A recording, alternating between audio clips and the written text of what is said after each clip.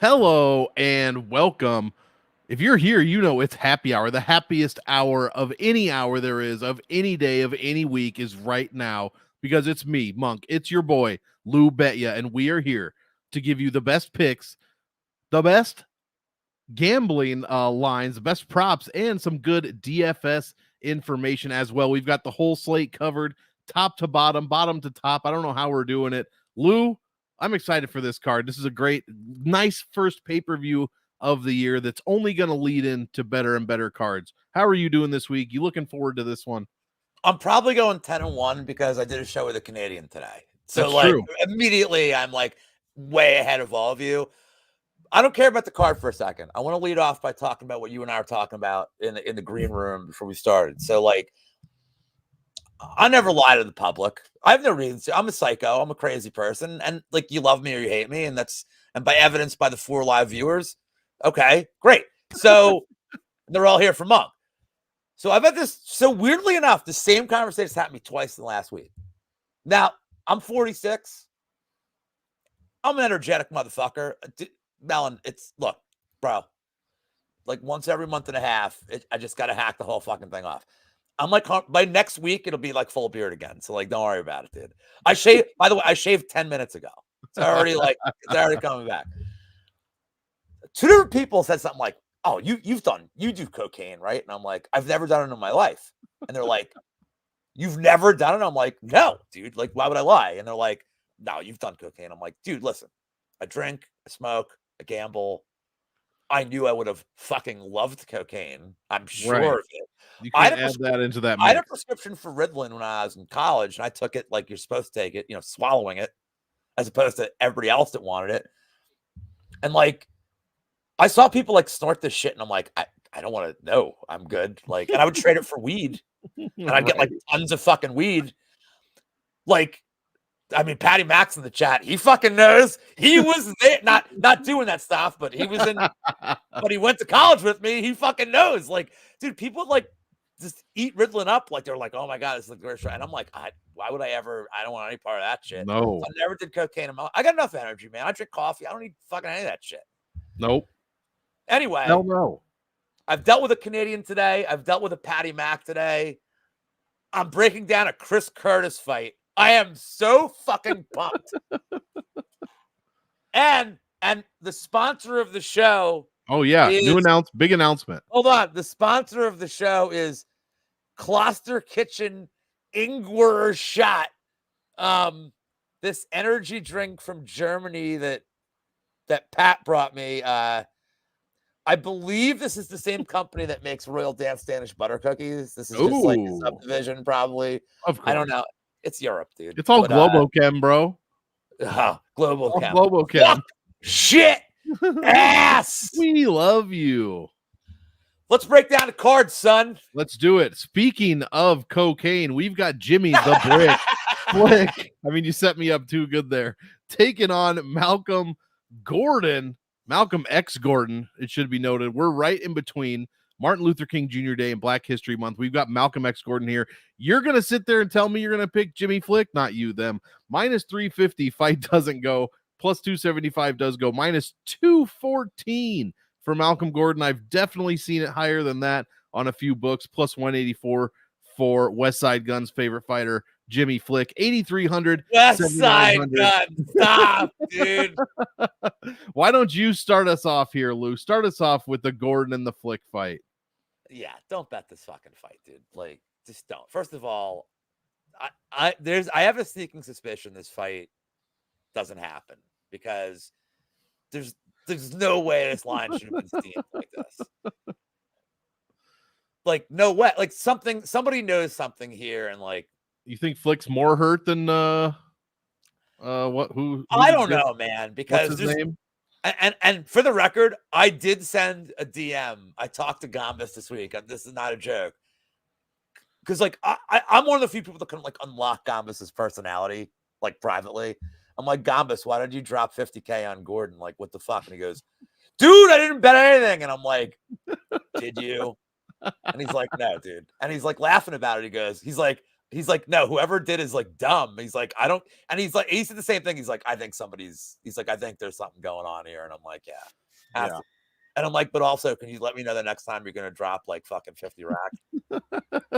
I didn't bet him. I'm like, yeah, but maybe you did.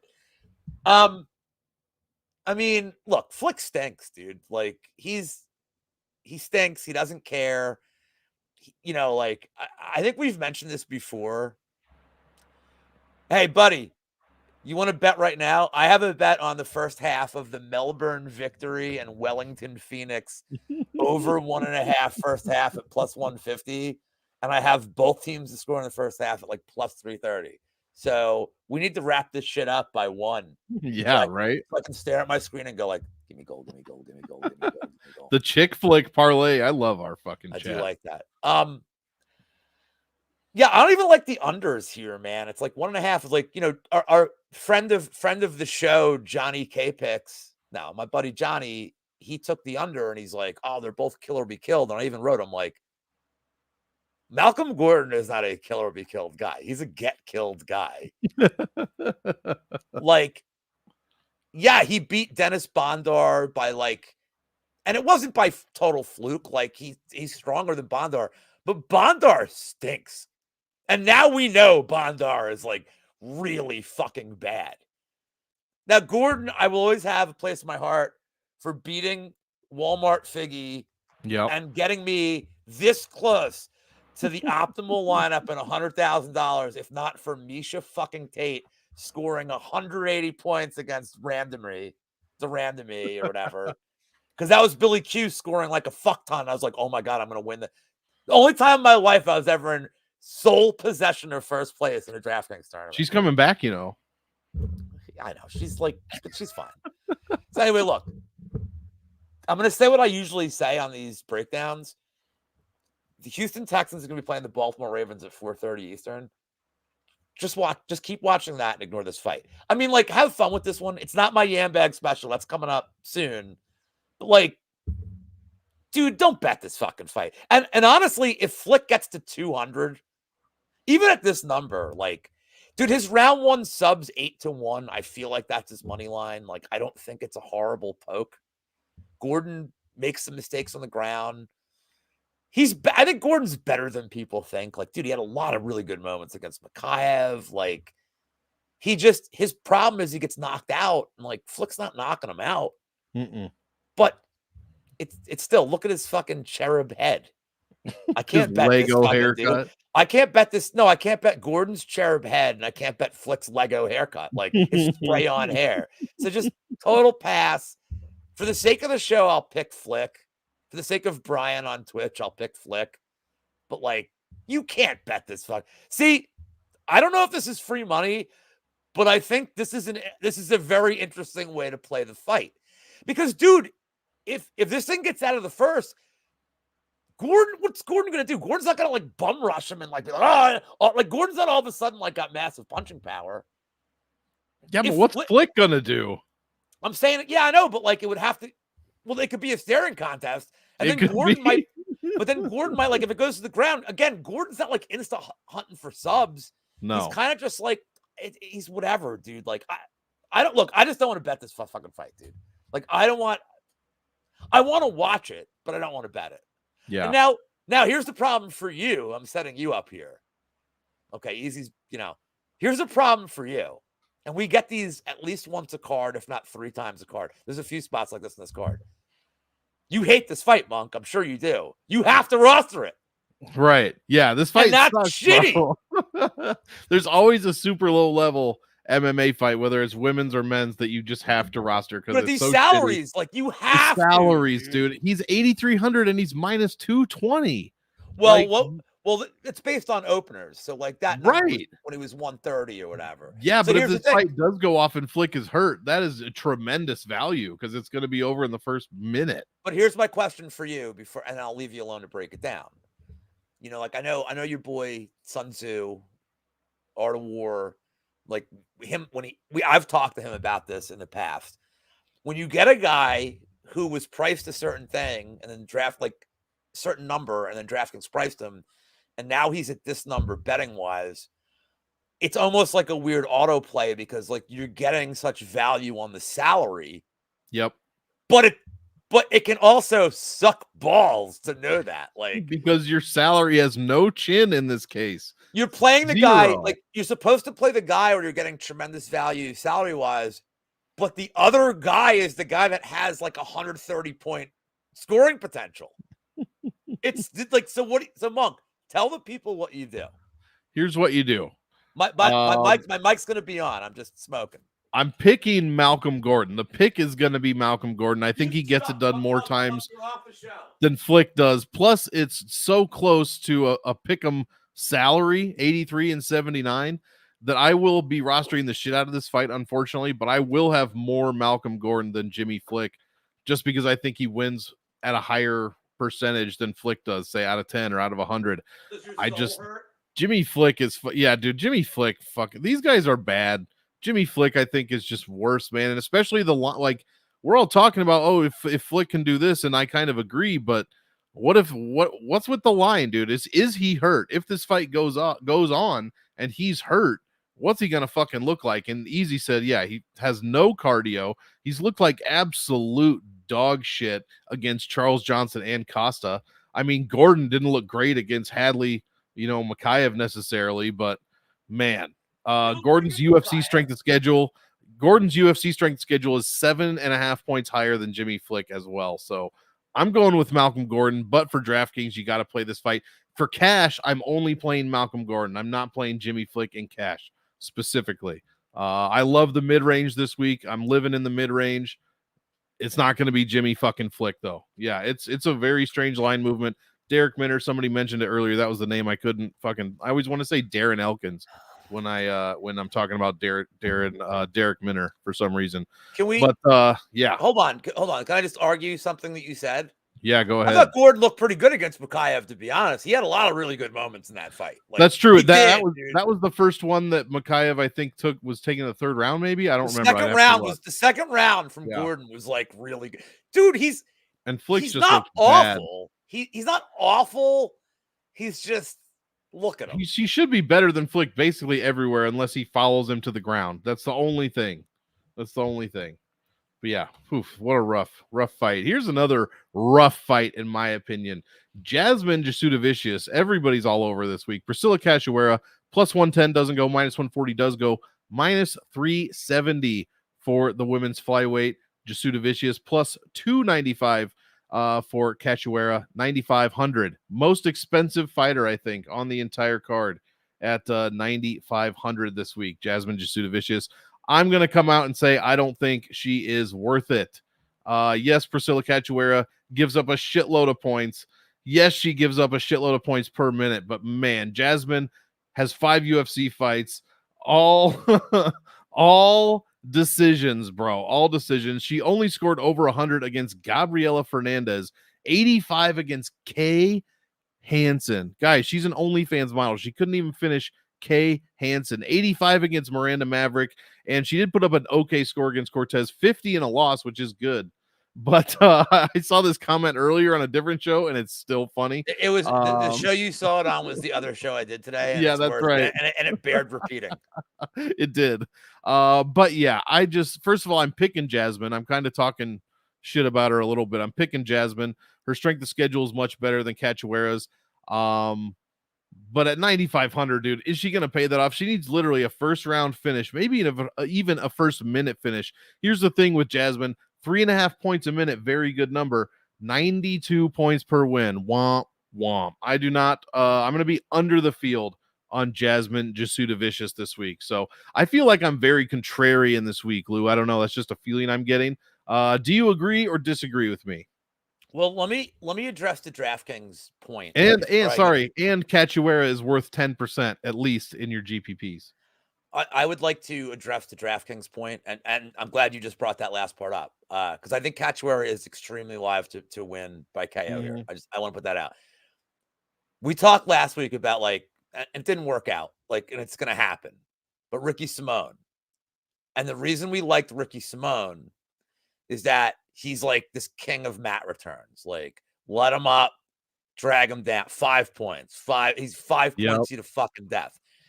The problem in this fight, especially at her salary, and Simone was what, 80, 180. I mean, he was 83, something in that range, mid range. He was mid range, yeah. Juda Vicious, there's two problems here. Cachoeira's get up game is non existent. So when she gets taken down, that's where she spends the round. And Juda Vicious is not some high volume fucking person on the ground. So how does she cover that price tag? If she gets 3 takedowns in the fight and just control time, like if it is a decision win, even if it's a third round finish, even if it's a third round submit, exactly. How is that going? She's maybe at most 10xing. Yep, and that's not good enough. But Cachoeira, her win condition is round 1 KO. Yep. Which, by the way, is like 15-1 odds, which I think is absolutely worth a poke here. I'm going to tell you how I'm playing this fight from a betting perspective. I think there's 3 outcomes, and 2 of them are finishes. I think Cachoeira KO. If this, just for the record, this line is baked to the point where they just assume Juda Vicious is going to control her for 14 minutes. Right. I get it. Any second this fight is on the feet, Cachoeira is 1,000,000% fucking live to knock her out. I don't think Juda Vicious has any striking defense. I think Cachoeira is the hardest hitter she's ever faced. I don't think it's even fucking comparable. And Cachoeira, like, her cardio is so weirdly underrated. Yeah. Like, I don't know if she has good cardio or if she's just able to fight through it. But, dude, she's always there, man. Like, so I like Fight Doesn't Go. It's plus, I got it at plus 118. I'm not like trying to beat the movement of the cards on the show. But Cachoeira is, I don't see Cachoeira decision. I don't know how that's really possible. Unless Juda Vicious just decides I'm not going for any takedowns in this fight. Yeah, exactly. And shows some kind of like odd toughness. Juda Vicious, if she's controlling Cachoeira constantly, I think subs could be there. It depends on how hard she hunts for it. Keep in mind too, like Juda Vicious fought Maverick, and Maverick is like really good on the ground, like at least good at defense. Like Juda Vicious owned her. It's the greatest performance she had. But Maverick's kind of good at staying out of trouble. Cachoeira is not good at staying out of trouble. Like, I think the subs will be there. Or Juda Vicious decision. 2 out of 3 of the likely outcomes for me are finishes. You give me plus money for something I think is like 67%. I'll take the poke on it. And this is your clam bag special. I mean, it's Cachoeira. Of course. Like, what are we fucking doing here, dude? Yeah, exactly. Clam bags. I don't need to show my my doctorate from the Ambag Institute. Well, I love that Paul Shaughnessy wasn't like really sure. He's like, got to guide me, and I'm like, you'll figure it out. I'm like, you'll figure it out. He did. He's like, oh, Cachoeira. I'm like, yeah, that's. And he goes, did I take yours? I'm like, no, it's just so obvious, so fucking obvious. So, by the way, just shout out to some of the people in the chat, like rolling in. We got our guy Fight Talk Only. We got our guy Daz in here. Big motherfucking Steve, who I threatened to dick punch because he told me I said forgettable things. Bitch, I'm unforgettable. Bitch, I ain't the capper you are. He said that you say forgettable things. He's the one doing all that. He's what does Kenny Powers say? Oh, I was in rehab. Oh, do you hurt yourself? Yeah, hurt my nose. Hurt my nose. Got our boy Any Action Effie. By the way, just shout out to Effie. Like, I don't know how many people in here like follow Effie. And I don't fucking give praise lightly. Dude is a killer in hockey. I don't bet hockey. I don't watch hockey. Effie fucking knows hockey. He kills hockey. Unfortunately, I gave Effie a bad bet at 20-1 on Monday. Can I tell you what the bet was? Because you'll laugh. So what was Monday? Was it a holiday? It was a holiday. What holiday was it? It was Martin Luther King Jr. Day. So I celebrated that by watching football, and I watched the Buffalo Bills and Steelers play, and the first 3 touchdowns were by Dawson Knox, white guy, Kincaid, white guy, Josh Allen, white guy. And I'm like, man, they're really honoring fucking MLK Day while he's fucking hockey scoring. So I'm talking to Effie like in DMs, and I'm like, all right, dude, I got to do it. I got to bet each white tight end on fucking Eagles game to score. And It was like 20-1 or whatever it was. And fucking the white guy on Tampa, Cade Otton, dropped the touchdown pass the first drive. And then Goddard, the tight end, the white tight end on the Eagles, scored. He was their only touchdown. And I'm like, oh shit. I'm writing him at halftime. Like, we're one honky away from like the anti-MLK fucking parlay. And those are all the whitest names I've ever heard. I don't watch football anymore. Like Cade Otton. His name, his name could have been like Tyler Steele. Like, who fucking cares? But anyway, like, we were this close to like the and this is not racist. It's not I'm not anti Martin Luther King. I'm like, oh, if this is just all white guys score day, you know, like I talk about this a lot. QB racism. Like, if you're betting the Buffalo Bills, you got a white quarterback, and if you're betting a tight end to score, dude, Jared's in the chat. He knows. I talk about him all the time. You want racism. You're like, I hope he only throws to the white guys if I'm betting like that. But like, just so you guys know, I want to be on the record here. Racism is bad, guys. What's the first name that you said? That was the whitest one. Something Tyler Knox. Oh, Dawson. Dawson Knox. Are you see that dude sounds like a straight up. The only whiter name than that is James Vanderbeek. Yeah, or in this case, Sam Patterson. Look at that whitey right there. Hilarious. That's what a great song. Fight doesn't go minus 650. Yay. Jesus Christ. Johan Linnaeus, the bane of my DraftKings existence, taking on Sam Patterson. Steve Gregory coming in hot as usual. Minus 650 plus 425 minus 143 plus 123 for Mr. Viagra Neck. 8,400, 7,800. Lou, thank God you're starting us off with this one because Jesus, what a shit show. I don't really know what to do with this one. So, like, White Phil Hawes also sounds like a white guy name. I don't really know what to do with this one. So, like, I'm not going to bet it, but can I just say that, like, look, man, can I just say this? I want to put Melon up here a second. Oh, I'm going to put Melon up here a second. So I love Melon, man. And Melon and I never agree. You know what I love about Melon? Fucking dude, as soon as we start capping a fight, he's got fucking hot fire props ready to go, dude. Like, he's like, I love this, I love that. He's not like this. I don't think Melon's ever posted like some minus odds thing. He's like, no, like, it's like plus. So I don't know about the KO, whatever. I'm gonna say this. I think that if you have to bet this fight, if you feel compelled to bet this fight, there's only one way to bet it, and that would be a Patterson live entry after one. Mm-hmm.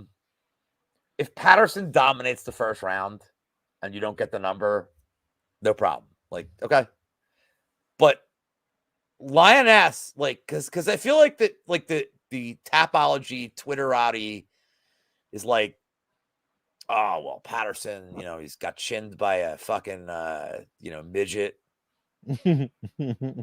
And, you know, now, like, well, Lioness hits hard. And it's like, great. This is like all such basic bitch shit. It's a different fight. Lioness just, dude, he throws no volume, man. Like, the dude just doesn't throw. Like, if he was high volume, but like, it's obvious that, like, if he tried to throw any kind of volume, he'd be tired in a minute. Like, so to me, like, look, Patterson's moving up in weight. Like, let's see. We got to see the scales. We got to see how he looks. Also, this could help his chin. Like, now he's not cutting as much weight. Like, because he's a really big dude. He was a huge dude for 155. So let's see what he looks like. Honestly, like, Lioness at this point should probably never be a favorite. So if he should never be a favorite, inherently Patterson's the side. Mm-hmm. But like, it's like I need to see more from Patterson. Like, I can't blindly fucking back this dude. I think a live entry is okay. I think a live entry against Lioness, anybody against Lioness after one is good. That this is a all-time top notch, dude. The chat is fucking on fire tonight, man. if as our friend Mike's MMA picks would say, this is refrigerator worthy. Yeah. I think a live entry on Patterson's probably the way to go. If you like Lioness, I mean, I think he's very round 1 KO or bust. Very round 1 KO or bust. But you're not even getting a good price for it. So like I just, to me, it's a pass on Lioness. It's a pass on the time props. Dude, these unders are like, I think fight doesn't, it's crazy. It's wild. And like Lioness, here's the thing. This is a crazy number because Lioness past like 4 minutes doesn't throw any volume. So past the first round, Lioness's chances to finish Patterson are 0. You've Patterson coming off I mean, it's a while ago. He's recovered, but an absolutely fucking brutal knockout in a different weight class. Who knows? Maybe Patterson's tentative. Like, you don't know. These numbers are just bonkers. So I would say Patterson live entry is the pick. And much like the first fight for you, Monk, this is another one like you kind of have to fucking roster it. So here's my question to you. I'm going to lead you to this. A Lioness round 1 KO is, let's say, 130 points, 120, something like that. If he gets a knockdown, then yeah. Okay. So here's my question. His ownership's going to probably be pretty big then. Now I'm going under, man. Again, I'm 15%. No, I'm saying you should go under. But what do you? 15% ownership for Lioness? That's what I said on a different show earlier in the day today. I said I'd go 15%, and even on the what's Patterson show, for Patterson, I'll probably go a little higher, 20 to 25. Well, he has grappling upside. Right. That said, I think both these guys aren't good unless Patterson has his chin on a string that's attached to his glove. His chin's going to be way up here. Johan Linnaeus famously, and I know you've been waiting for this, 39 points in a win, a 3-round decision. He scored 9 points in 15 minutes, guys. 9.9 points. His total win score equals his total loss score, which is just hilarious to me. And I'm not backing a guy named White Lion. Look, this is the first time ever that I'm considering a dart throw on a favorite salary. He is the favorite here, and I'm calling him a dart throw because he's got it, like Lou said, he said it perfect. Round 1 KO or bust. The dude, I mean, the dude scores less than 1.8 points per minute. And like I already said, 39 in a win. And he's not good. So I'd also take the dog shot on Patterson probably. As far as my straight up pick, man, that threw me off. I just hate. He looks like a fucking giraffe, dude. Yeah, he really does. I hate Johan Linnaeus. I just don't like him. So yeah, I'm going way under the field this week on him. Like I said, 15%. Yeah. Whoever said his face could have another face, that's the best. So yeah, this fight sucks, man. Dude, I guess is like an all-time show through 3 fights already. This is like an it is. And it's good you guys in chat. Thank you guys, dude. This is like an all-timer already. It is. Let's keep it fucking moving. This is such a good fight. Here we go. All right, maybe I got a little excited. Jillian Robertson taking on Polyana Viana. -175 fight doesn't go, +145 does go. Robertson -300 favorite to a +250 Viana, 9,100 to 7,100. Here's an expensive-ish fighter that I actually like, guys. What if I told you that one of these fighters was 31 and one was 28? You would probably not guess that Robertson was the younger fighter here. She has 15 UFC fights, guys, and she is 28 years old, 3 years younger than Polyana Viana. 3 points a minute, 106 points per win for Robertson. I think she gets it done here. Like, I really like Jillian Robertson this week. I like her for cash. I also like her for GPPs. And at 9,100, she's actually my favorite in the 9K range, my favorite fighter for GPP fights. So we already talked about Jasuda Vicious. Somebody was at 93. I don't remember. But yeah, she's my favorite 9K fighter. She scores very well and she wins. And she should have Polyana Viana beat on the ground for the most part, unless she does something, makes a mistake and gets caught in a freaking armbar. Like, that's really the only way I see Viana winning this. I don't give her much of a big percentage of a chance to win. So I'm taking Robertson. I think she's good for all formats. Lou, what do you think for this one? You know, like people ask me all the time, Monk, how do I stay so young and boyishly handsome? I mean, It's simple. I drink the blood of young runaways. that's true. They call it adrenochrome now. So I have a 2-leg parlay that I use this. I got this absurd boost on Bet Parks. I got a 75% boost I can spend up to $100 on. Because most of these boosts are like $10, whatever. I did some NBA shit last night. They're like, here you go, dude. I have 2 legs that I bet. I got this boosted to plus 718. Okay. Leg 1 is Jillian in the distance. I don't want to take the submission. I do think ground and pounds here. Yep. She's one of my 2 most confident people on the card. Nice. Love to hear it. And like we talked about this in the prop show, like, you know, Paul's like, aren't you worried about like Vienna, meme armbar? It's like, here's the thing, dude. I think Jillian down at 115 has been like game changing because I think she's so physically fucking strong at 115. Mm-hmm. Yeah, she's susceptible to getting hit. This is a very binary fight. Like, you don't want it on the feet. But you know who knows that? Jillian Robertson doesn't want this on the feet. And Vienna loves playing around the fucking ground. Like, she won't fight a takedown. She'll be like, oh, cool. And like, Robertson will get control. And like, she's fighting at a good camp. She's strong. I have the prop on Robertson round 2. It's plus 500. I didn't pick a method. I just call it a hunch. I think the Robertson like gets a round 2 finish here. But in the distance is plus 105. I don't love in the distance props that are like kind of even money. But like, I feel like with the way Vienna fights, I feel very confident in this bet. I have Robertson parlayed in a Johnny K pick special with the main event doesn't go at like -1. It's like -120. So it's not a Johnny K pick special because it's not plus money. But like I wanted to get it with something to get me like near even money. And like, by the way, I'm Johnny knows I'm like fucking busting his stones. So like, what was the other half of the 700? Did I miss it? No, we haven't gotten there yet. Okay, all right. Teaser. Leg 1 is Jillian in the distance. I also have a round robin of 3 fights, like on top of the booster. Mm-hmm. This is in one of them, and the other 2 are on the main card. So just stay tuned. But I think Jillian's a smash spot here. Same. I think look, this line got steamed. I honestly think, I mean, Jillian's going to probably look like -1,000 here. That's what I'm saying. Even if this was -200, I think you could still. And Vienna has never shown urgency to get up. No. So like she's going to, you know, like I don't love, like, you know, the graph, the fuck around, find out graph. That's what's going to happen in this fight. So I'm good. I'm good with this one. Love it. Let's go to the next one. The rematch that we've all been clamoring for. Sijara, I think it's Sijara, taking on Ramon. Don't call me Tavares. -260 doesn't go. Plus 200 does go. -175 for Sijara, plus 150 for Tavares.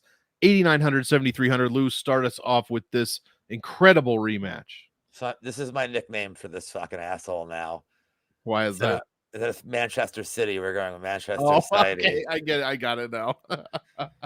I mean, I don't know what you fucking do with this one. Like, dude, they fought and you know, like, it's so weird because they fought for like a few minutes and some people were like, oh man, Tavares was dominating before like that. And people were like, Sadi was whatever. So I'm just going to look, I'm not touching this fight at the moment. So I'm going to defer to somebody I respect who's Narco Cop. And Narco took the over 1.5 at like -125, 120 range because Sijara is like super durable, and he is. Mm-hmm. I think Tavares is durable. Like he was fine. So I think this fight could go over. I think it might be like, now that they know each other a little bit, maybe there's like a little cat and mouse. But I'm rooting for Sijara because of Tavares' last fight. Right. Who was Tavares' last fight against? Were you not entertained? I was miserable. I think Cortavius might have killed himself, dude. He hasn't been on Twitter. He's fucking pieced out. He was homeless going in that fight, dude. So like, oh no. I know, dude. So like, it fucking sucks, man. Like, so I hope Tavares dies. And I hope the way he dies is by penis in butt. Well, it's funny that you said penis. Have you checked out Seidi's Tapology picture? Oh, do I need to fucking There's this, everyone's going to tapology.com right now. What do I need to see here? I mean, you said penis. I did. Oh my I mean... Lord, this dude's dong is for fuck's sake, dude. Mel. Melanie, go to Sergey Seidi's Tapology page and look at his dong. Spoiler alert, you can't miss it. Yeah, it's right fuck's there. Sake, dude. Yeah, I was doing my data input and I was just like, Jesus Christ, on a Sunday of all things. Man. A Sunday, a Sunday morning. I was not prepared for that. I still had my church clothes on, Lou. By the way, I mean, I'm straight male. I'm confident male. I talk about men. Sure. I mean, that dude's dick is massive. Like, what do you want to do, dude? It's fucking monster. What does Frank Reynolds say? Oh, I need these Magnum condoms for my monster dong. Yeah. Dennis, you tested positive. You got the HIV. Big time. But if you Frank, can tell, no, it's Mantis. It's Dr. Mantis Toboggan. If you can tell if a man is circumcised or not by his Tapology picture, I think you need a second picture. By the way, this is a cultural thing because in America we'd say a baby's on with an apple. So I got it. That's true. But that's true. Babe, did you look at his dong? Dong Watch 2024. I'll keep this short. I'm going with the guy that knocked the other guy down in a minute. I'm going with Seidi at 8,900. He should be the better grappler as well. I do like that over 1.5 though. That is something I'm going to think about. But yeah, I like Seidi at 89. But this is another newcomer versus newcomer. So play a little bit of Tavares and GPPs. And if you like, Tavares. And if you like Tavares, play him in cash. But I'm going with Seidi. My girlfriend hates white guys. Yeah, I didn't want to say that one out loud because I haven't heard a response from her. Shit. And who's starting this one off, me or you? Me. Okay, I'm gonna go ask her. I'll be right back. Charles Jordane, what a segue. Taking on Sean Woodson. 80 minus 130 fight doesn't go, plus 100 does go, minus 214 for Charles Jordane, plus 184 for Woodson, 9K and 7,200. I'm going with Charles Jordane here. I've been on and off this guy in several of his last fights. I just can't get a good read on him. I had Hamosh in the last one. I did have him against Chrome Gracie. But yeah, it's been a bit difficult. I think lately he's looked a bit more consistent, and therefore that's one of the reasons I'm taking him. Also, Sean Woodson, worst UFC strength of schedule on the entire card. His last couple wins, I mean, Dennis Bazookia, he drew against Luis Saldana, which is probably one of the lowest fight IQ fights that I've seen in quite a long time. And then Colin Anglin, he got KO'd by Julian Erosa, by Julian Erosa, the guy who gets KO'd by everyone. So yeah, I think Jordane finish is a huge possibility here. Even, Jordane Gilly, Jordane ground and pound finish. I think all of that is live. There's a chance he makes a mistake and Woodson cracks him early, I guess. So I'll have a little bit of Woodson and GPPs, but my main play here is Jordane. I still like Robertson more than Charles Jordane, 90, even though she's $100 more. Because again, he's another one like Jasmine, scores a lot per minute, 9.42, but only averages 92 points a win. In fact, he's almost identical to Jasmine as far as those two numbers go, and he gives up more points per minute than he scores. So yeah, I don't think he's going to pay off the salary necessarily, so I'm going to pick him, but I'll probably be under the field when it comes to GPPs, and I guess you could play him in cash, but I like Robertson more. Lou, did she see the dong? That's what everyone cares about. Oh, so she had her headphones on. So I'm like, she see the dong now. Well, she's in the middle of a game, and I'm like, I better hear you through my fucking headphones. And she goes, I'm like, you'll know. Oh my, that's. And I'm like, by the way, he's white, but still, that's impressive. So I don't want any part of this fucking fight, but because I don't trust. I don't know who brought this up this week. I don't know if it was Narco, Big Steve, one of the guys that I respect in the space. But somebody brought up the fact that like Woodson's always been so good at rolling with punches. And then Saldana's the first guy that actually hit him flush and he like fucking dropped him. And then Saldana wasn't so fucking stupid. Dude, Jesus. And Saldana stinks. Here's the thing. Stinks. But you know who else stinks? Charles Jordane. Oh, yeah, that's true. He's infuriating. Never want. Jordane's a guy I want to bet on at like plus 180. I never want to bet on Jordane as a favorite. No, minus 240. Shit. So I'll pick Jordane for the show. I'm not betting it, but I want to give it out a prop. And Jesus Christ, Melon and I, this is like the most aligned I've ever been. I don't care about the this. I don't care about the 2-3 sub. Although I agree that Jordane drops the first round a lot. But even just the sub, I have it up. It's plus 625. Dude. Yeah. You know why I don't like the 2-3 sub? Jordane's been subbing people in like 2 minutes in some of his sub wins. He subbed Ricardo Ramos in the first 2 minutes in his last fight. So like 3 minutes. And even that's bad fight IQ. Like he should not have been in like a grappling round. Dude, he put himself in a guillotine against Jordane. If Jordane's not a complete tard, he would take this to the ground. He would neutralize Woodson's reach. Because, dude, Woodson, if this thing stays at distance for 15 minutes, I know Woodson's legs are like kind of matchsticks, but like, dude, Woodson's boxing's really good. His range management's good. Like, he can frustrate Jordane. Look at the Nathaniel Wood fight. Like, Nathaniel Wood just kind of like picked and like was tripping him too. And Jordane's like, way longer.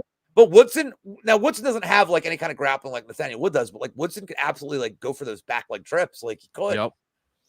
So I don't know, dude. I think the Jordane sub is kind of mispriced. I think plus 6 range is weird for a guy that like is easily going to have a humongous grappling advantage. Like if this thing is any grappling, it's Jordane, and like he's going to dominate on the ground, dude.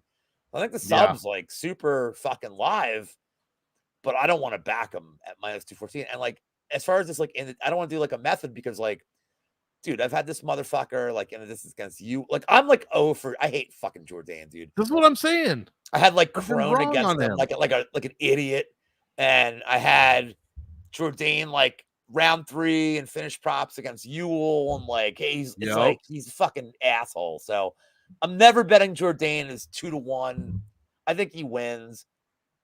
The sub's super interesting though. Yeah, this is his Twitter is weird. Also, he's been saying stuff about how his girlfriend is his stepsister, and he won't like say that she's not his stepsister. Yeah, let me interrupt this. I don't know if all y'all motherfuckers in the chat, older people will know. Monk, you're old.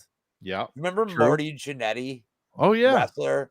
He paired up with Shawn Michaels. Right. Rockers. So Marty Janetti the last couple of years has been going insane.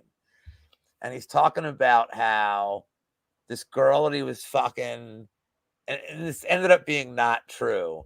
Turned out it was his daughter from like a ring rat. Boy. And it was like, what the fuck, dude? And like, dude, it was so bad. They actually made like a Dark Side of the Ring about Marty Janetti with all his friends being like, dude, he's a liar. He's crazy. And he's like, yeah, man, I'm rock and roll. And like, they're all crazy. And they put a disclaimer. Shawn Michaels made himself unavailable for this. Because Shawn Michaels now has like found God, like got married, like, and like from all indications with Shawn Michaels, like actually legit just turned his life around. Was like, dude, like he's apologized to everybody. He's like, dude, I was a fucking asshole in my 30s. And now he's like everybody like loves the fucking guy. Like he's a serious, like he's a Christian, like that cares about, like he's like trying to do right. And then Marty Janetti's like, I'm fucking Everest 19. What's the rock and roll, son? Rock and roll. What's the Action Bronson lyric? Is it somebody in chat will put it? I don't know, but drop kick Marty. I don't know, but Action, like but strangely, Action Bronson hit one of his songs is the theme song for this guy in AEW named Hook. Hook's fucking awesome, and he's 23. Now I want to know the song. I'm Well, a Bronson fan. well, I've sent you Hook stuff. I've actually sent You you have. videos. You know who his dad is? Yeah, you said is that Taz Taz? Yeah, from Taz. ECW. Yeah. Dude, Hook's a badass, dude. Lou, you're gonna love at work. I was bored the other day and Oh, hold on. This guy's, and by the way, you're banned from the channel. Easy is fan and Jinder has been hindered. I Lou, love it. Somebody's Jinder. Do you know what happened with this? So no, but let me just preface. Go I've ahead. been getting sort of into this. I was bored at work and I watched an hour and a half documentary about the Montreal screw job. Oh yes. Hey, And I've also been kind of going back. I have Peacock TV and the whole we could do a whole WWE show shit is about on there. goddamn. I've Monk, been we could do a watching whole some goddamn show about 2023 it. stuff. Vince didn't screw Brett. Brett screwed Brett. It sounds like that. Very clear. Jinder Mahal, and we'll get to the next fight. Jinder Mahal is like just been around for a while. Dude, he's a bum. He's an Indian guy. They're like, oh, cool, we have an Indian guy. Like, let's get an Indian. Like, and he held the world title for a cup of coffee. Is he a giant guy? I think I've heard of him. No, that's a great colleague. Jinder's like, I mean, Jinder's big jack, dude, but like whatever. But here's the thing. Jinder is like pretty well liked by all wrestlers. Like they love the like behind, like they're all like, dude, he's so nice. He's such a good dude.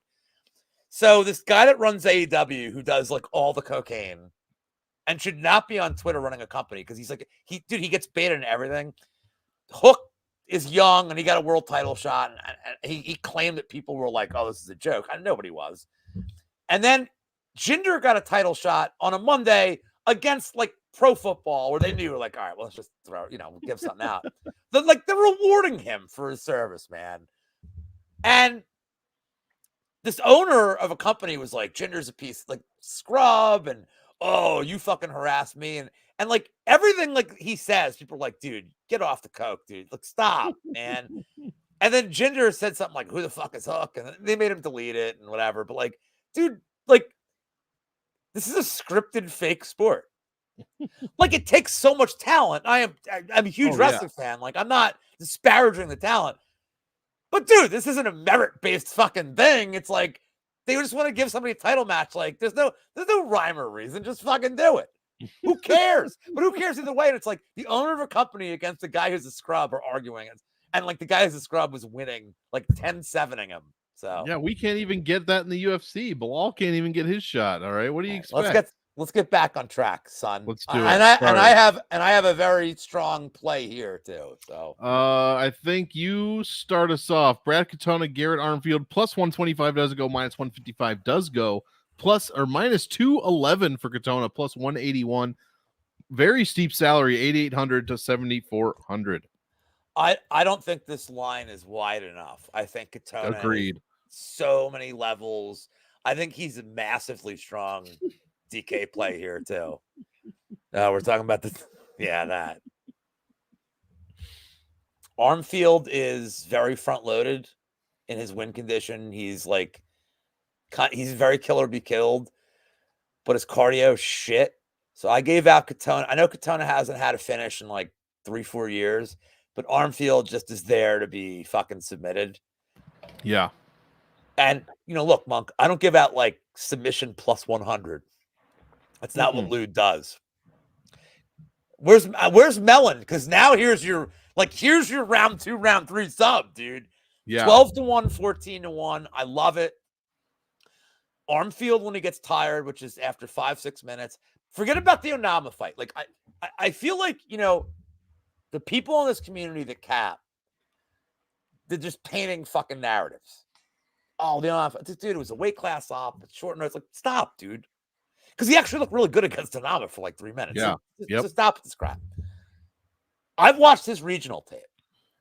Armfield, dude, when he gasses, which is after 4 minutes, every goddamn fight, he puts his fucking self in the worst grappling situations ever. He's shooting takedowns like, since we're talking pro wrestling tonight, Monk, when you do the Irish whip? Yeah. And then you put your head down for like 10 seconds, the guy comes up. to back buy a drop. And they say like, oh, he telegraphed that maneuver. Dude, everything Armfield does is telegraphing a fucking move. He's so tired. He does the laziest fucking entries. Dude, Katona's ground game's pretty good. Like, talking about how short his arms are, ain't gonna matter on the ground, dude. I think Katona subs him round 2, round 3, plus 1,200, plus 1,400. I don't know what the FanDuel sub combo prop is, but like, I really like that round 2, round 3 look for Katona. I think it's a sneaky way to play us, dude. I think he is levels. I think he should be minus. This is not, by the way, not in my 3-leg round robin. Oh, I have a big plan, Katona, like, period. I got him a little earlier in the week. I didn't get him at like I still got him at like a crappy number, but like, Katona's way better than this guy.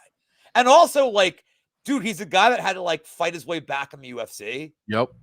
Which, like, you love that, dude. You love to see a guy who's like, he went to the regionals. He fought really good people. Like, his strength of schedule is great.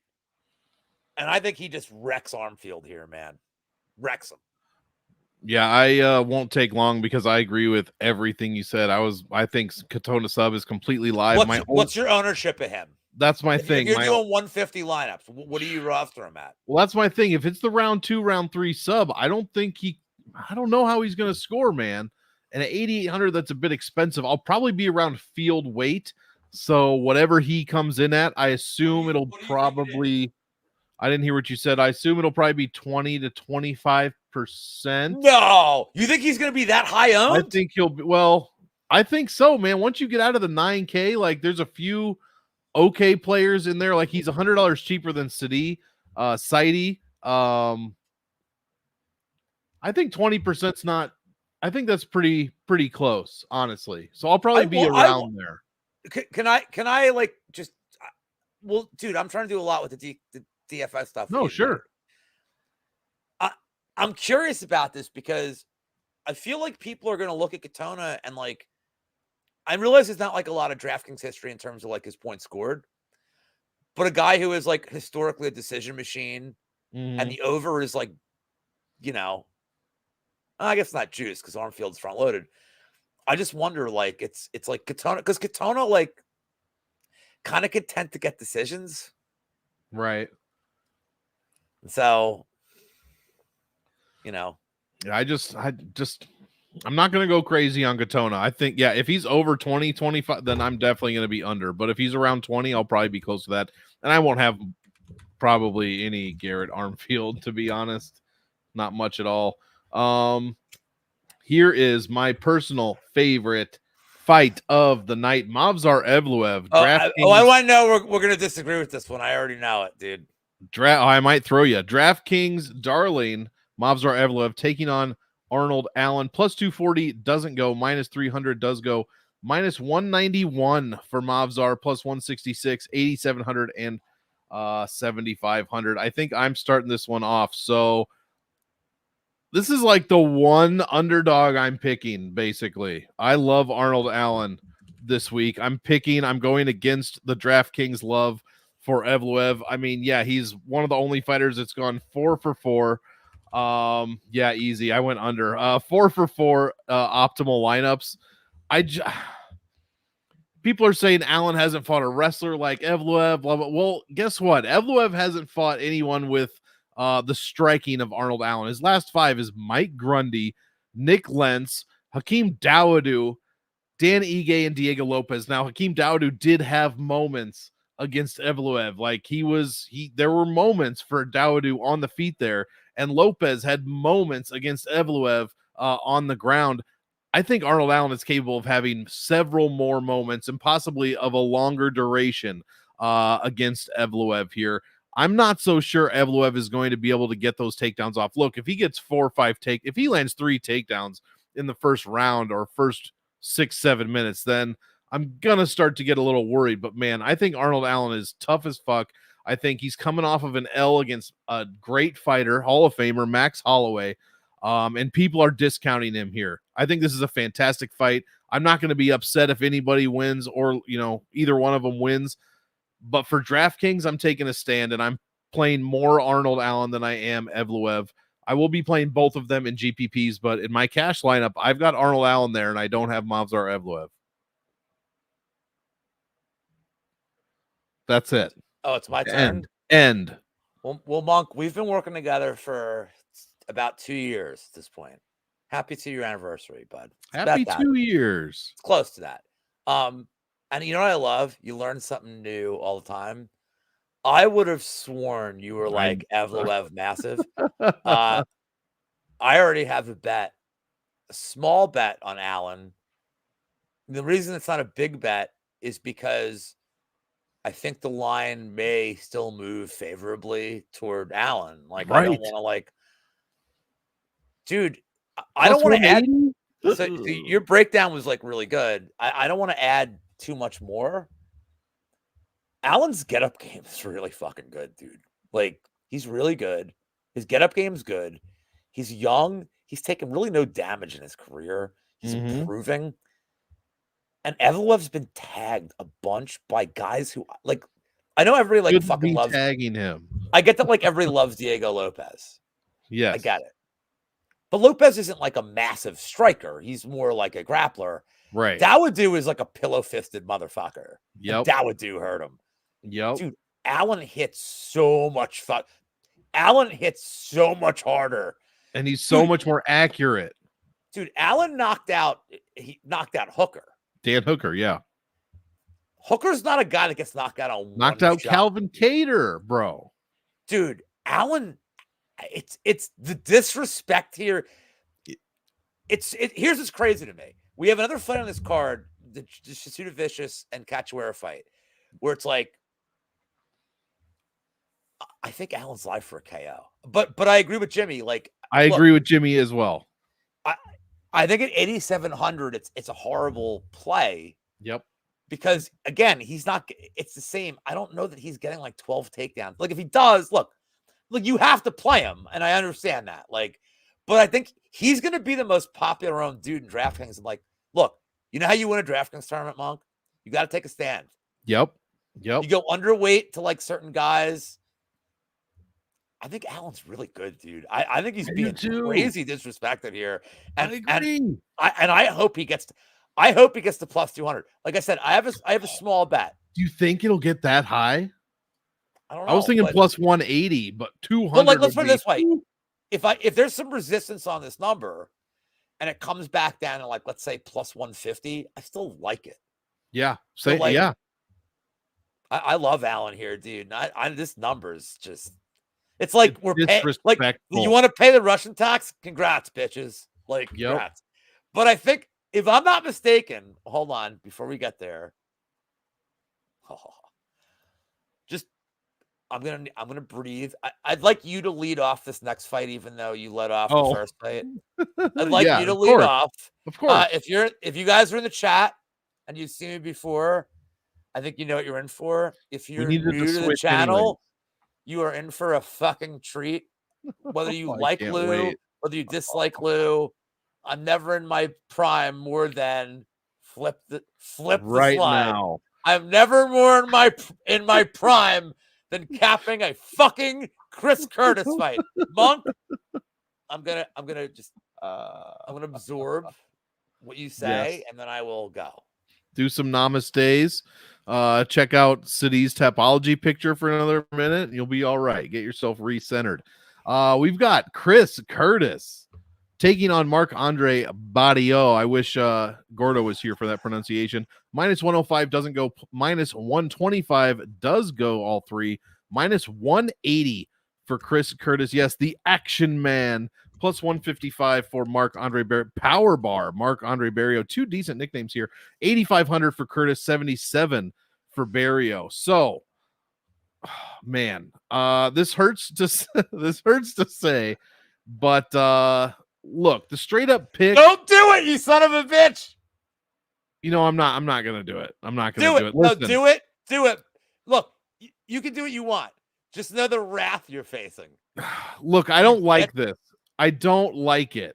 Listen, for DraftKings, I hate this fight. I I don't like I agree with that. I don't like the Chris Curtis side. He's not a good scorer. 2.1. This is Derek Lewis type numbers. 86 points a win. Just trash. But when he loses, he only gives up 68 points per loss. That's the best number on the entire card. So pretty defensively sound. Obviously, what do you expect from a counterpuncher? His strength of schedule is 11 points better, which is a huge difference when you're talking strength of schedule than Bario, who's only beaten Eric Anders, Julian Marquez Gross, and Jordan frickin' Wright. So honestly, I hate it. I hate it for DraftKings. I'm not betting this fight. The straight up pick is going to probably be Curtis barely, just because I think I don't think Curtis loses to guys that move. Bario doesn't move around as much as, say, like Jack Hermanson. Anybody that Chris Curtis has cried about running away from him in the past. Kelvin Gastelum, pretty much whenever he loses a fight. But Bario does have that power. So while I might barely be picking Chris Curtis, which doesn't mean anything, my picks, whatever. I'm not playing it on DraftKings, not for cash or GPPs. But Bario, I am interested in for GPPs. I will be playing him at 7,700 if he can land that shot, man. Who doesn't want to see Chris Curtis get knocked the fuck? See, Lou, I'm bringing it back. I would love to see Chris Curtis get knocked the fuck out by Marc-Andre Barrio. And then, he'd have to get back on Twitter just to start crying about it. That's what I'm rooting for. So I don't know if it's going to happen, but that's what I'm rooting for. And I will be playing him, Bario, in GPP tournaments, Lou. Okay, I don't have like an Iron Sheik outfit.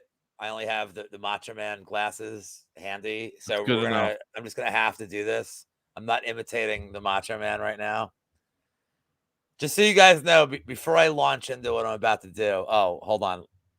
Let me put the banner up, buddy. Hold on. Oh shit! The last time I used this was. Hold on. Let me just. I feel like this is. I got to protect my fucking boys here.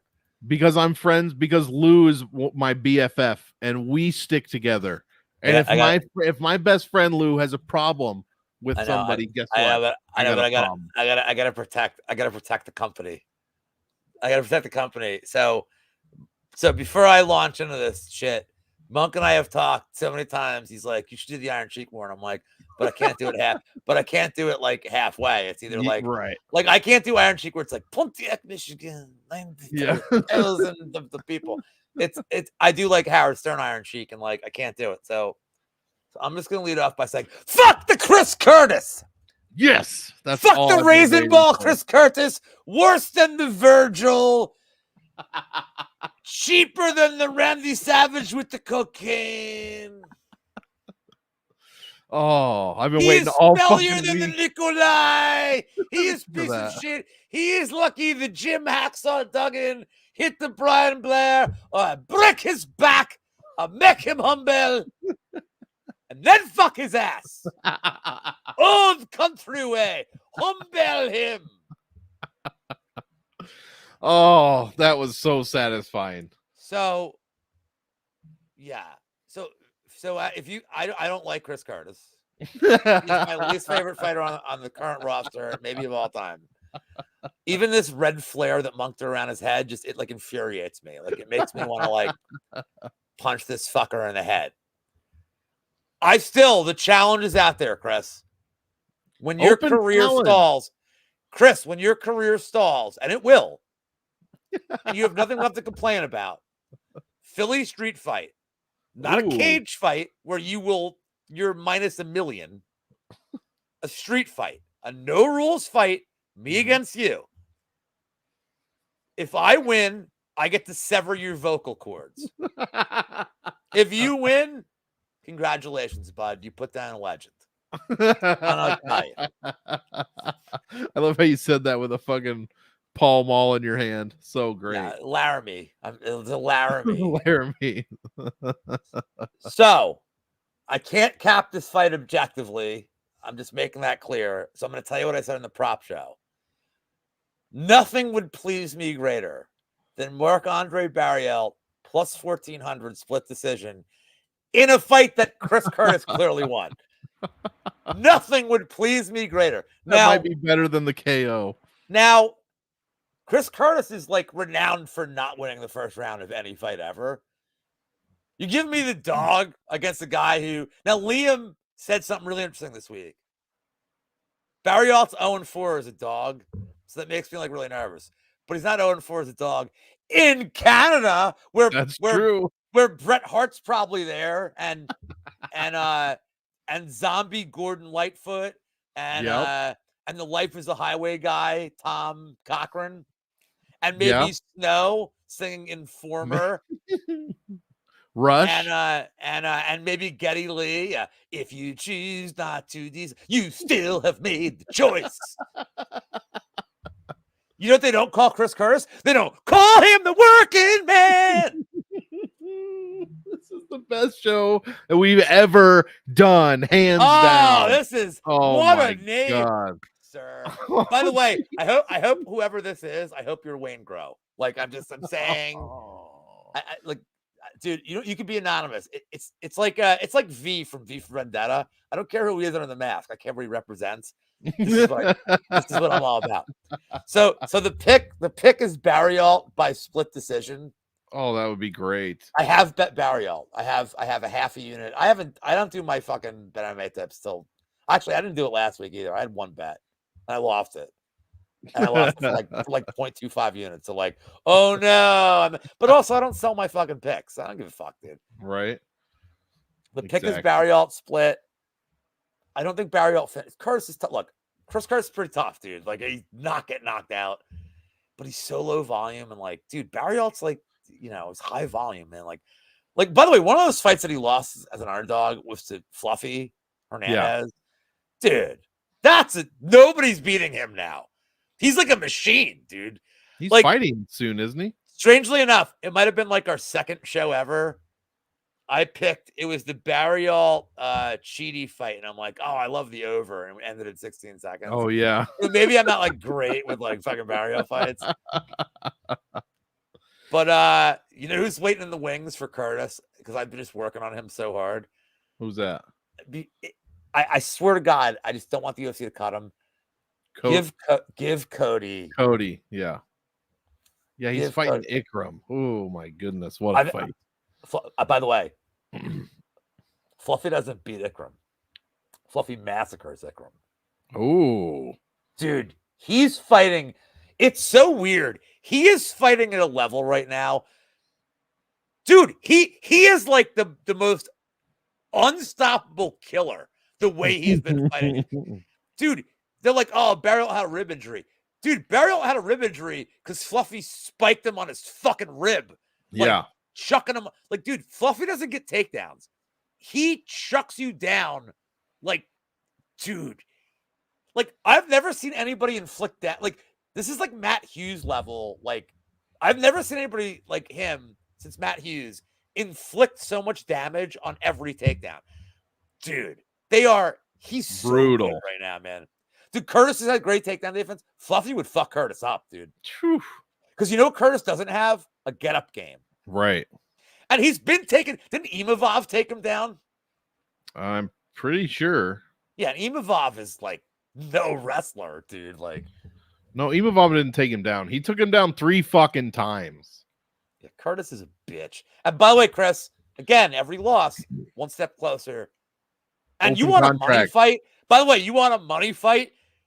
Dude, this whole fucking community that you abandoned because you're a fucking jabron would pay boku bucks to see Uncle Lou versus Curtis in a no rules fight.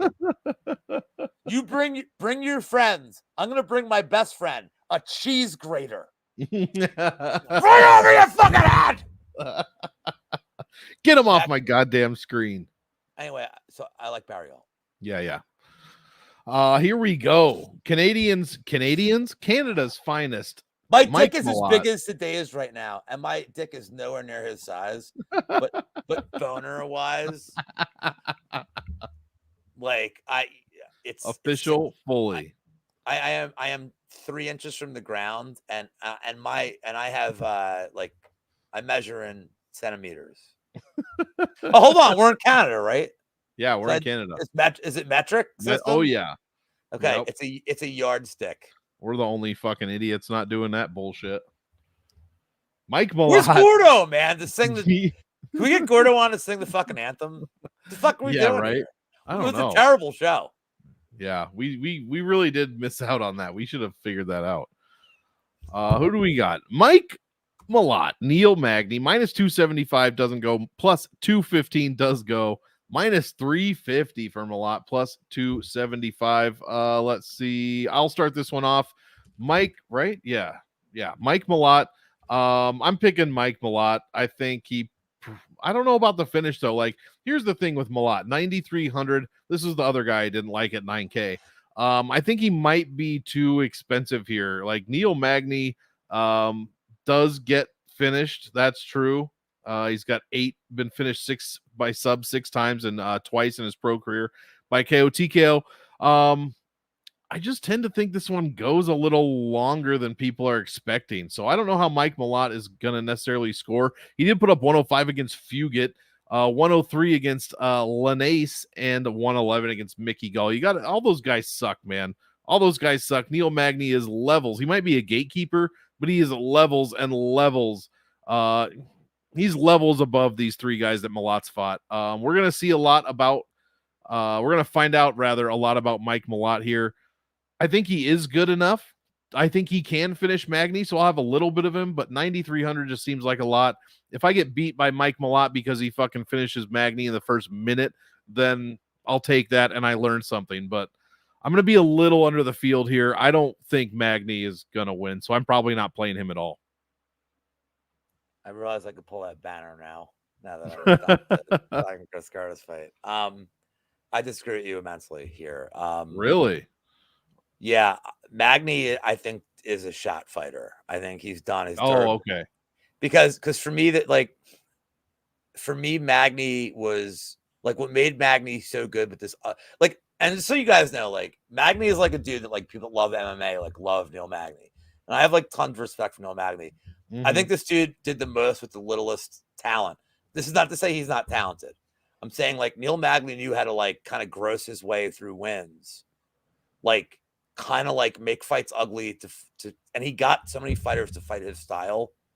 Like I loved it. Like Magny just knew how to like kind of, but Magny has looked like the thing is like it's like running backs in the NFL, dude. When it goes and it goes immediately. And Magny's like, dude, if Ian Gary wasn't such a fucking pussy, he should have had a round 1 finish in 1 minute, because 10 seconds in that fight he compromised Magny's leg. And then had no killer instinct to like fucking knock him out. Like Gary's a fucking scrub. So part of my 3-leg round robin is Malott. And I love the odds I'm getting here. Malott round 1, round 2 is minus 124. It was on Bet Parks. Like, dude, but if this thing goes to the 3rd round, then I don't know if Malott wins. Yeesh. But I see people hammering the sub, and it's like, dude, Malott can knock him out in 1 shot. Right. Magny's fucking, he's shot, dude. I was talking to Big Steve earlier today. I don't care about the Gary fight more than I care about how bad he looks against Phil Rowe. Phil Rowe stinks. Yeah. Ian Gary's good. People don't want to like Ian Gary's fine. But Ian Gary's like a really fucking good striker, dude. Like, Magny couldn't do shit. No, he had no answer. Like, Ian Gary's striking's really good, dude. Like, he's a really good boxer. It's weird that people, like, hate him so much. And Ian Gary's kicks are good. Like, and he's only going to get better. Like, put aside, like, the shit with Ian Gary and, like, his personal life, whatever. Dude, Ian Gary's, like, really talented. Like, I don't think Patty's ceiling is good. I think Ian Gary's ceiling is, like, dude, he's really good, man. And Magny, who was a veteran, had no fucking answer for any goddamn thing he did. He barely had an answer against Phil Rowe, who's fucking awful. Dude, Malott is a one-hitter or quit guy. And Magny hasn't faced a lot of guys like him that can, like Shavkat. Like, I'm not comparing Malott to Shavkat, but I'm saying when Magny's faced dudes that have that one hit or quit power, he wilts. And Malott, 1,000,000% has that power. And for people that are like, well, Malott's really hittable, Okay, is Magny knocking him out? Like, no, dude. I think Malott like fucks him up. I think he could fuck him up on the feet. I think Magny could shoot like a horrible takedown. Malott could sub, dude. Malott, but 1-2 at -129 for a -400 guy all day. It's not bad. Because if this thing hits the third round, maybe Magny wins. Like maybe he made it ugly enough to get to that point. But I feel it's so funny because like you hear like the speak and like people try to get you off these bets and whatever, and it's like I'm like, no way, man. Like I think and Malott's jiu-jitsu is really fucking good, dude. All this whole like, oh, he's only fought like so many times. Dude, he's 32. So he's taken 0 damage. And his jiu-jitsu is really fucking good, dude. And last thing I'll say is this whole like, oh, well, like Mickey Gall landed a bunch of shots. Dude, that was his debut, man. Yeah. How many people have you seen make the debut under the big lights and like maybe not look their best?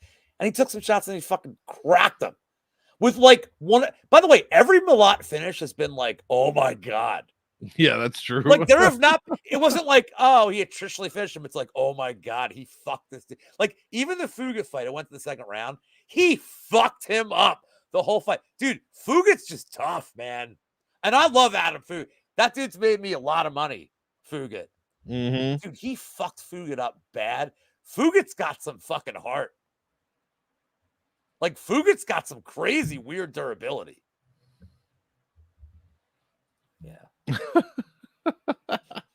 Yeah, the hairline not great there. Do you like Fugat? Like if you've played him in DK, like but dude, but he hung in with Malott tougher than anybody, and he was still getting his ass kicked. Like anybody that had like the round 1 was like, I can't believe I lost that. It's like, yeah, but Fugat's fucking tough, dude. Like, and then Fugat eventually, like, but dude, Malott had to work. Fugat, but Magny doesn't have that toughness anymore, man.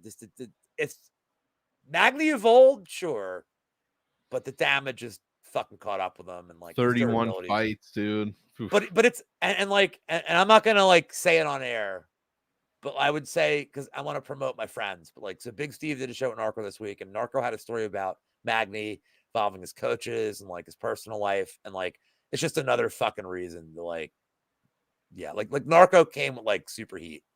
Yeah, Narco's fucking knows his shit, dude. Like when Narco, I think has one of his biggest bets of the year on this. So, oh okay. So I always feel good. Like, no, let's go, bud.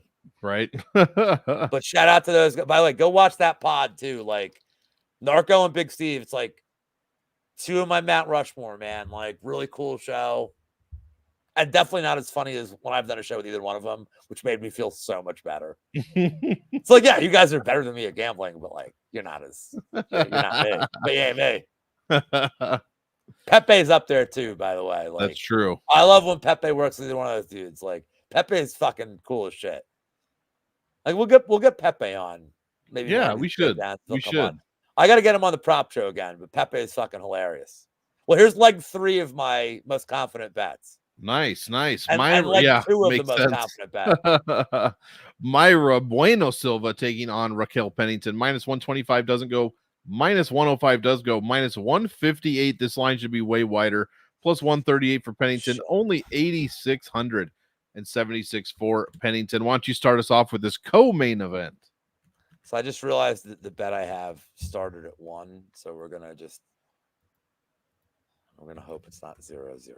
Well, we'll finish these last 2. Won't, no. It's on now. I'm gonna hope that it's not 0-0. I'm doing the small create. Hold on, small create. It's 0-0. Motherfuckers, dude. How are 2 teams named the Wellington Phoenix and Melbourne Victory so bad at stuff? Scoring. Oh my God. No shots on goal in 20 minutes. Oh, that's a fucking. All right, I lost that one. These guys are fucking assholes. I have Silva in the distance here, and I'm very, very, very confident in this. It's so funny because I know Silva never goes for takedowns, and then she always wins by like submission from the ground. It's like it's amazing. And this is one of those fights, Monk. I know you're like a big stat guy. Wiz is a big stat guy. Brady's kind of a stat guy. I'm a career IT guy, so like I clearly love numbers and stats. Don't worry about stats here. Silva somehow gets the fight to the ground. Like, that's just what she does. Pennington, look, man, I don't dislike Pennington, man. Like, I like her, but she's very mid. Yep. Silva's on a great trajectory. She just knows how to, like, she's got some pop, but like, it's not gonna matter that. Like, Pennington's fine, and she's actually decent on the ground, like staying safe. Silva just needs like 1 second to finish this fight. Like, that's what she does. She does it every fight. So she's got 25 minutes to get 1 minute of like, I'm gonna finish this chick. Mm-hmm. And you're giving me plus 150. Let's go. That's it. That's the breakdown of this fight. Yeah, mine's going to be short as well. Pennington, look, she does have the better strength of schedule, but all that came at the front end of her career, guys. She hasn't fought the Holly Holmes in a while. She hasn't fought the Misha Tates or the Amanda Nunes. She's fighting Marion Renault, Macy Chiasson, Aspen Ladd, Ketlin Vieta.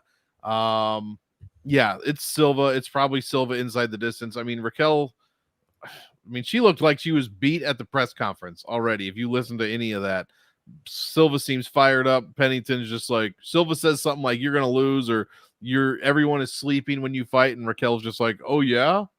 It's like, wow, you're just done already.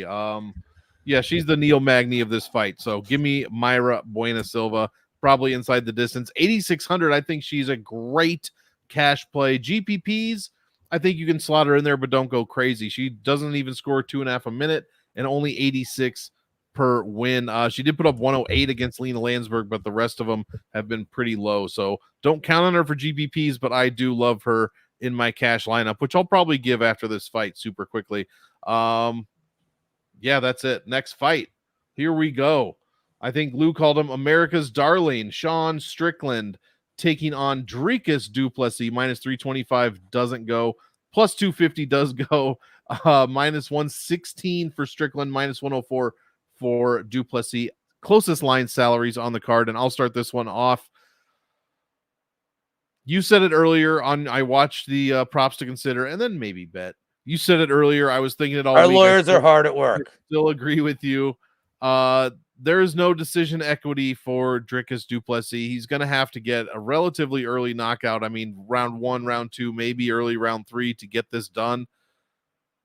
I'm leaning more Sean Strickland. I don't really know why. I feel like this fight does go longer. And I think once it gets past that 3.5 round point, Sean Strickland's not only live for a decision win, but I think he's also live for a round 4, round 5 knockout victory as well. So I like Sean Strickland. I think this is a good price, 8,200.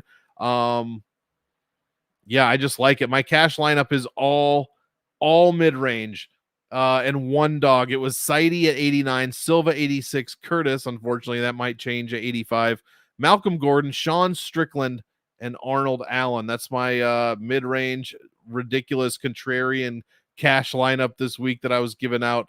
But I just like Sean Strickland here. As far as ownerships, I think you can play both separately, and there is even an argument for a stack. Dricus probably, I don't see a lot of wrestling in this fight, to be completely honest. I think it's going to be stand-up. Mostly, maybe if Dricus can't get close enough or can't get that power off, he might shoot a takedown or two. I think it's just going to be on the feet. And I think you could probably stack a little bit, but I'm playing Strickland. I think he gets it done. And I don't mind him for cash, even in GPPs at that low salary of 8,200. Lou, take us home. 8 and 82 can go in every line. Yeah, exactly. Core piece for GPP's core piece. Yeah, I think probably, and definitely get some stacks in there, but I'm leaning Strickland overall. He's going to have more ownership than du Plessis, and for me personally. Lou, take us home with the main event. Okay, so my girlfriend said she wasn't impressed, and I'm like, of course, she only like loves. Nice, Lou, nice. She only loves black dudes, so it's fine. Oh, I was trying to give you credit. She hates white guys. She hates them. And this is a good segue into saying that we're going to have the first true. God, I please don't cancel me, YouTube. We're gonna have the first. I'm excited to have the first true African champion of the UFC. Oh my God. I'm kidding. Just so you guys know, this is like a shtick. So honestly, I think there's like a kind of weird way to play this fight that I like. Yeah. I think you play, I'm just telling you guys this, and don't pick method, but I think you play Duplessis round 2, round 3, and you play Strickland round 4, round 5. Okay. Which sounds like the strangest fucking way to play a fight. Duplessis has said, I know, dude, I don't want to be hated by, I know, it's shtick. I'm doing a thing. It's, He didn't even have the banner up when he said that shit. That's fucked No, up. Monk agrees with everything I just said. It's fine. I didn't put it out. I think Duplessis, I don't want to say he's like completely front loaded, but like this whole like, oh, I fixed my cardio, it's my nose. Dude, Yeah. Duplessis, he will be the president of Breakaway White Republic. Yeah, Melon, exactly. So my friend Shark's who does like one max bet every 3 months. Mm-hmm. He bet Duplessis like the second the line came out. He was like, he must have like all his money on this fucking fight. Like that's how confident he is in Duplessis. Sheesh. I think Duplessis is definitely live early. Mm-hmm. I think his skill set's like, dude, he's really good, man. Like he punches like a motherfucker, can threaten takedowns here. Like I think Duplessis is really good. The problem is I'm not convinced this whole like I fixed my nose, my cardio is great. He's fought through his cardio against guys that have horrible cardio, like Brunson, like Till, like now the Whitaker fight, but the Whitaker fight is the one you have to look at here because Bobby Whitaker. And that was after the nose surgery, but we didn't see it go extended. That had nothing to do with cardio. He fucked with it. And I love Bob. I love Rob Whitaker. Like he's one of my favorite dudes ever in the fight. Like one of my favorites. And I had a bet on Duplessis in that fight. I called him on the show. I'm like, this dude's just unstoppable right now. But I didn't think he was. I just took him money line. I didn't think he was gonna fuck up Whitaker like he did, dude. And this guy is insanely skilled. Now, okay, there you go. Here. He wouldn't have lost, by the way. I think he would have won at 29-28. But to Mellon's point and to my point I brought up, he's facing guys that aren't like can't fight. He's facing guys that can't fight 15 minutes. Till can't fight a good 15 minutes. Derek Brunson absolutely cannot fight a good 15 minutes. I think that Duplessis is very live for a finish round 2, round 3. But if he doesn't get a finish by like the end of the third, if Duplessis' cardio starts filling, you know what we know about Strickland is his cardio is great. And never like, and his volume is good. And he's fought tons of 5-round. Dude, Strickland's going to be just throwing tons of volume as the fight goes on. He's not going to give Duplessis a chance to to catch his breath. So the round 4, round 5 Strickland, I think, is live. Duplessis early is very live. I don't think Strickland gets him out of there early. Strickland's not like a big finisher early. Right. Like Abus was so gassed. Yeah. Duplessis doesn't gas as bad as Abus did. Abus was like, after 3 minutes, was like, I'm great. I'm done. Please finish me. And then it took 6.5 more minutes. I think Duplessis, like round 2, round 3 is certainly in play. And I would say that like look to live bet Strickland. If you get like a really good number on him after round 2, dude, you might get like plus 350 on Strickland if he's lost the first 2 rounds. Oof. You might. I think you'd have to think you're going to get like a big number on him. Like, and I look to pivot, but like play Duplessis. By the way, if you're going to play Duplessis, don't play him in the distance. It's such a small difference.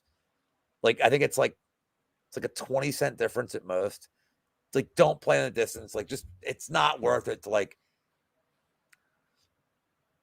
yeah. Well, who's Jack Della's next fight? I don't know. I don't even know who Fluffy's next fight is. I don't care. I'm with Fluffy. Fluffy's taking Ikram in a couple of weeks. By the way, it is still 0-0 in my game in the 30-minute mark. What do you have to hit? Is it for the whole? Well, I need it to not be 0. In the next 15 minutes, or I am execute. But I think there's a way. I think there's a way to play both guys here. I think there's a way to play both guys in this fight. Don't play time props. It's not worth it. But like, I think there's a way to like live bet Strickland. I think there's a way to like. I do. I think there's like a way to play these guys like and make some interesting money here. So, and actually, you know what? Now I'm kind of curious because I think if this will work. So I came up with a bet today that was. Let me just before we go, because maybe this is a cool way to play. All right, so Duplessis. We lost a little bit of number, but you can alter the seconds here. So Duplessis. Like, I don't think anybody gets knocked out in the first here. All right. Agreed. All right. So I'm going to say over 7.5 minutes instead. Okay. Now let's alter that. Let's do perfect. Duplessis in over 5.5 minutes is plus 205. All right. Okay. Oh, fuck. It's not as good as Strickland. It's plus 140. I was hoping we could have gotten some kind of like plus 200 both ways, but like, right. But maybe you do like Duplessis and over 1 round and Strickland and over 2 rounds, and like you get like plus 200 either way, and then like as long as it goes past 2 rounds, like you're making money. Mm-hmm. So there we go. We did it. One of our longer shows, but it was one of the best, in my opinion. One of the best shows. We're starting. Somebody score in this game, you assholes! Exactly. And we need somebody to score. I should watch the last 15 minutes. Well, you're probably just checking the numbers. No, I'm just score tracking, dude. Yeah, score tracking. That's what I was looking for. I'm gonna go eat a Weiss pizza. There you go. For $3, you get a box of Ilios for $3. You can get a Weiss Supreme pizza for $3. Not bad, dude. Not bad. It's great value for $3. Dude, I'll be full of shit, and it's like pretty good. There you go. There we go, boys. Oh, can I recommend a food thing? Yeah, let's do it. So I'm not gonna post it, but like there's this company, it's Crunch Factory. Like we saw this in the frozen foods. It's Crunch Factory. It's like these not egg rolls, but basically like egg rolls, like you put in the air fryer for like 7-8 minutes. So they have like a mac and cheese one, they have like a pepper and cheese one, they have a buffalo chicken. Dude. And everything's like bold font. So like they're not fucking around. Hell yeah. So it's like a bag of these things, like, like 10 of them in a bag, and it's like $7. Dude, if I'm like eating on my own, that's 2 meals. Dude, they're so fucking good, dude. Hurry up and go. Well, hold on. Dude, my beard is already longer since the show started, brother. By next week, it's like, I'm like fucking Duck Dynasty. Well, we got a week off next week. Yeah, Monk and I. By the way, the average beard between Monk and I is still like really impressive. Pretty good. Wait, we have no fights next week? I want to chop it. Are we off next week? We're off next week. February 3rd is the next card. Yeah. It's the Roman Delice and Imavov card. Okay. I didn't realize we were off. We got a little break. But, that's fine. Dude, I've been working so many weeks in a row. Dude, 2 weeks in a row is rough. Right? I can't wait till we have I can't wait till we have 29 straight weeks of fucking fights. Yeah, I don't have shit going on this week. Everything's done for the most part. I'm just looking forward to these fights. Lou, what do you got coming up? There you go. I'll watch that on some Peacock. Maybe I'll have to do it. Maybe I'll cap it. I want to be on the show with you then. You want me to cap it? I'll give a pick. Yeah. Well, hell no. Well, your job is to be sighty dong and to be funny. Sighty dong. Well, I tell you how the only people that can win the Royal Rumble are Cody Rhodes and CM Punk. They're the only 2 people that can win the Royal Rumble. That's it. Unless the Rock doesn't need to win the Royal Rumble. He's gonna fucking just because he could be like, hey, I'm the Rock. Can I? Yes. The Rock is back. I mean, finally, the Rock has come back to the MMA engine. My favorite thing the Rock ever did, strangely enough, was when they were in Toronto. And he was a bad guy. And he got on the mic and he's like, finally. And he said about Toronto. It's like, oh, yay! Oh, look at me. That's where we live. Yay! Toronto, shut up. The Rock is a bad guy is like so fucking lit. Just go watch the prop show I did earlier today with Paul Shaughnessy. It was a good show, good time. And good luck this weekend, guys. Have fun. And I don't know if you're on the East Coast like I am, but like we're getting like crazy snow in a few hours. Oh, it was 60 here today. Yes, you know what I'm doing in the morning? I cleaned out the pool filter. I haven't done this in 2 months, sir. You know what I'm doing in the morning? What's that? I'm making some motherfucking chili, dude. Oh, cold weather. I'm nice. making. I got ground beef. I got steak. Look, I'd love to tell you I'm some chili expert. Like, dude, it's in a crock pot. Like, nobody's a fucking. I'm the best. Stop. If you know what you're doing, it's good. But well, the problem is Ted DiBiase bought number 30 in the Royal Rumble.